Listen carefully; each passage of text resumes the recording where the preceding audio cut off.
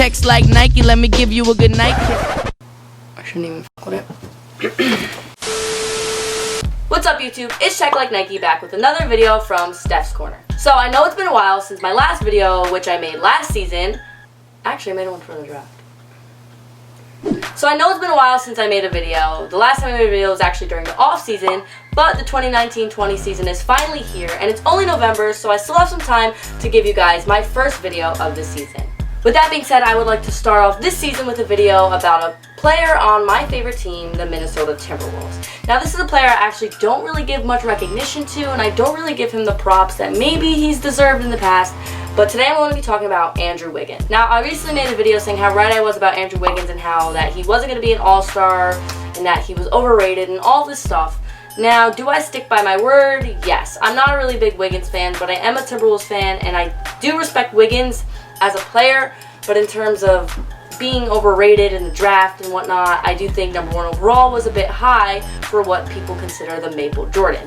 Now, there's no doubt that Wiggins has not come even close to Jordan and his legacy, but I can't say that he is not a solid player for his role on a team.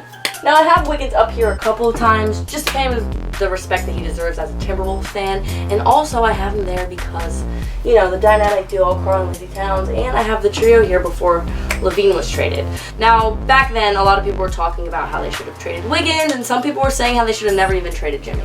But that's beyond us, and I am here to talk about Wiggins this season. 2019-2020. This is Wiggins' 6th year in the league, so he's officially a veteran. He has been for the past year and I guess a half now, but he's playing alongside Karl-Anthony Towns. Wiggins has been shining as more than just a role player this year, and he's been having an amazing season. Do I hope to see Wiggins keep it up? Of course I do, because the Timberwolves need two powerful starters like Wiggins and Towns to help build the franchise and hopefully bring him to some postseason basketball. As of right now, Wiggins is averaging more points than he ever has in his whole career. He's averaging 26 points per game over the course of, I believe, 11 games that the Timberwolves have played so far. So on November 8th in their game against Golden State, Wiggins actually came 7 points away from tying his career high of 47 points when he dropped 40 points against the Warriors on a pretty efficient 17 for 33 shooting. Since the start of the 2019-20 season, Wiggins has yet to drop anything below double digits. In fact, his lowest scoring night he had was 19 points. Now, in terms of the whole league, I wouldn't say that Wiggins' performance is anything that special, but in terms of how he's been performing in the past, he's definitely in the running for most improved player. Now, if Wiggins is able to keep this up, I am 100% putting my vote on Wiggins for MIP because I've never been impressed with him in any other seasons. I've either thought he was doing just as he was expected to, or if not worse. He's blown a lot of games. He's made a lot of stupid plays. Of course, he's had some clutch moments, as every player does, but Wiggins never really stood out to me as the player he did when he was in high school. Now, I don't want to make it all about scoring, but Wiggins only averaged 18 points last season, so it's a very easy score to beat. In terms of rebounds and whatnot, he's kind of staying pretty steady there, having averaged about 5 rebounds both last season and this season. Now, being a Timberwolves fan and getting the #1 pick in the 2014 draft, you kind of expect to have a young core developing super fast and super efficiently. Now, unfortunately, Wiggins let down a lot of Timberwolves fans with his lack of scoring the way we expected him to, and kind of living in Karl-Anthony Towns' shadow, who is a whole year younger than him in terms of being drafted.